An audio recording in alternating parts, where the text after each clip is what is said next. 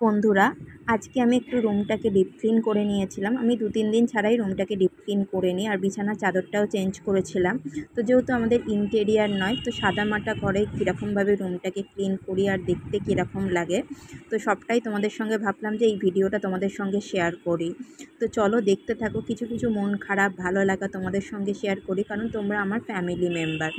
আর এই দেখো, দেখেছো রুমগুলোকে ডিপ ক্লিন করে তো আজকে নিয়েছি। দেখবে সন্ধ্যেবেলা রুম সেরকম ক্লিন কাজকর্ম থাকলে ছিল না, মনটাও তাই ভাবলাম পরিষ্কার থাকে। বিছানার তো চলো। চাদরটা খুবই নোংরা হয়েছে, অনেক দিন ধরে চেঞ্জ করা হয় না। তো দেখো, এই কিন্তু ঘর পরিষ্কার করতে যারা মেয়েরা করো, ছেলেরাও করো সেটা বলছি না, কিন্তু যারা মেয়েরাই বেশিরভাগ করে, খুব কষ্ট হয়। পুরো ঘেমে স্নান করে গেছি এই রুমগুলোকে ক্লিন করতে করতে। এই যে সব আগে বিছানার চাদরের বালিশের কভারগুলো আগে চেঞ্জ করে নিলাম একে একে। আর আজকে মনটাও ভালো লাগছিল না, জানি না কেন। তো চলো দেখতে থাকো ভিডিওটা। আর এই দিকে দেখো, বিছানার চাদরগুলোর বালিশের কভারগুলোর কিন্তু সমস্ত আমি ওয়ারগুলো চেঞ্জ করে নিচ্ছিলাম। আর এদিকে বালিশের কভারগুলোর মানে কভারগুলো চেঞ্জ করতে গিয়ে একটা জিনিস লক্ষ্য করলাম যে বালিশটার একটু না ফাটা মতো ছিল, তুলোগুলো সব বেরিয়ে যাচ্ছে। তাই কি করব, শাশুড়ির থেকে ছুঁচ সুতো নিয়ে একটু পরতে দিলাম, না হলে না সারা ঘর পুরো তুলোই তুলো হয়ে যাবে। তো এই যে মেয়েরা ছোটোখাটো জিনিসেও কিন্তু আনন্দ পায়। তো আবার এখন এই মুহূর্তে তো করা সম্ভব না, তুলোগুলো বেরিয়ে সারা ঘর হয়ে যাচ্ছিলো। তাই জন্য ভাবলাম যে একটু সুতো দিয়ে তাপিয়ে মেরে নেওয়া যাক, তো তারপরে আবার চেঞ্জ করে নেবো। তো এই যে ছোটো ছোটো কাজগুলো কিন্তু নিজের মন ভালো রাখে। আর এই কাজগুলো কিন্তু তোমাদের সঙ্গে শেয়ার করতে পেরেও আমার ভীষণ ভালো লাগে। তোমরা কারা কারা কিন্তু কিছু ছিঁড়ে গেলে এরকমভাবে সেলাই করে নাও, তাপিয়ে দিয়ে নাও। আমি কিন্তু করে নিই, সত্যি কথা বলতে আমার ভালোই লাগে। ফালতু ফালতু টাকা খরচ না করে এগুলো নিজের কাজ নিজেই করে নিই। তো চলো এই তাপ্পিটা দিয়ে নিই, কারণ ছুঁচ সুতোটা না খুব সাবধানে দিতে হচ্ছিলো। আমি মোটামুটি ছোটোবেলায় স্কুল লাইফে সমস্ত সেলাই করেছি, বাট এখন রানটা পারি, হেমটা পারি, আর সেরকম পারি না কিছু। তো এই যে ছুঁচটা না হাতে ফুটে যাচ্ছিলো। আর এই যে দেখো, তো ছুঁচটা ফুটে যাচ্ছিলো হাতে, তাই জন্য কিন্তু আমি আরেকটা বালিশের ওষারকে চেঞ্জ করে নিলাম। তো এরকমভাবেই কিন্তু আমি প্রত্যেকটা বালিশের ওষারকে চেঞ্জ করে নিচ্ছি। তোমরা আমার অবস্থা দেখে ভাবছো যে বাড়িতেও এরকমভাবে থাকি, কী করব, ভালো লাগে না অনেক সময়।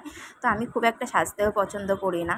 আর এই দেখো বালিশের কভারগুলো কিন্তু খুলতেও বেশ প্রচণ্ড খাটনি থাকে, যারা করো তারা জানোই রেগুলার।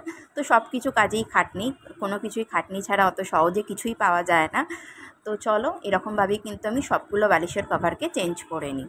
আমি মোটামুটি এখন কিন্তু ঘরে বাইরে মোটামুটি সব কাজই পারি। বিয়ের আগে কিন্তু বন্ধুরা কিছুই করতাম না, না বাথরুম পরিষ্কার, না ফ্যান পরিষ্কার, না বিছানার চাদর চেঞ্জ করা। বলে না যে বিয়ের আগে মানে বাবা মায়ের কাছে মেয়েরা রাজকন্যা হয়ে থাকে, সেটাই ছিলাম।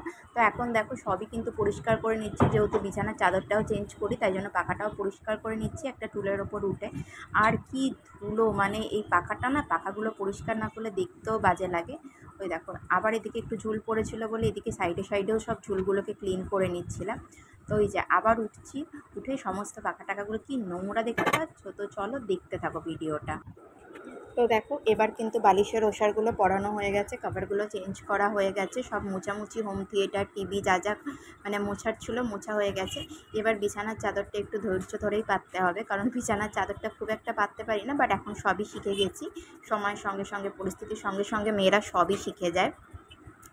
তো এদিকে দেখো ভালোভাবে কিন্তু বিছানার চাদরটাকে গুজে না নিলে না, আমার আবার একটু খুঁতখুঁতে আছে, মানে একটু পরিষ্কার না হলে বা একটু চুল বা একটু ধুলো পড়ে থাকলে কিন্তু আমার ভালো লাগে না।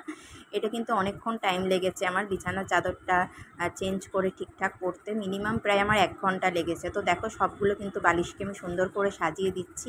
আর দেখবে ঘরদোর পরিষ্কার রাখলে, বিছানার চাদর চেঞ্জ করলে শুতে বা দেখতেও কিন্তু ভালো লাগে। আমার তো ভীষণ ভালো লাগে, নিজের রুম আমি নিজেও পরিষ্কার করি, আর আমার পরিষ্কার পরিচ্ছন্ন ভীষণ ভালো লাগে। তো রুমটা পরিষ্কার করার পরেই দেখো এদিকে কিন্তু কোণগুলোকেও আমি ডিপ ক্লিন করে নিচ্ছিলাম, মুছে নিচ্ছিলাম একটা শুকনো কাপড় দিয়ে। কারণ কি বলতো, প্রচণ্ড এই যে কাজ করে কিন্তু হাঁপিয়ে গেছি। ফাইনালি কিন্তু সমস্ত চেঞ্জ করার পর তোমাদের লুকটা দেখাচ্ছি, তোমরা জানিও যে কেমন লাগছে। তো ছোটোখাটো রুম, বেশি হাইফাইও কিছু না, ইন্টেরিয়ারও না, খুব সাদামাটা সাধারণ, মানে যেরকম নর্মাল ঘর হয় সেরকমই রুম। এই যে বিছানার চাদরটা একটু হয়তো কালারটা ফেড হয়ে গেছে, আর পর্দাগুলো কিন্তু বন্ধুরা কদিন আগেই আমি সমস্ত কেচেছি। এই যে এদিকে দেখো সমস্ত কিন্তু রুমটাকে ক্লিন। তোমরা কিন্তু কমেন্ট সেকশানে জানিও যে রুমটা ক্লিন করার পর দেখতে কেমন লাগতো। তো আমার কাছে কিন্তু এই রুমটা আমার কাছে ভীষণই একটা প্রিয় রুম। তো এদিকে দেখো আলমারিটাও কিন্তু আমি আলমারির কাঁচটাও কিন্তু কলিন দিয়ে মুছি। তো এই যে এই দিকে কেমন লাগলো তোমরা কিন্তু জানিও। তো এই যে তোমাদের সঙ্গে এই ভিডিওটা শেয়ার করলাম ছোটোখাটো রুম ক্লিন করার। তো চলো আজকের মতো টাটা।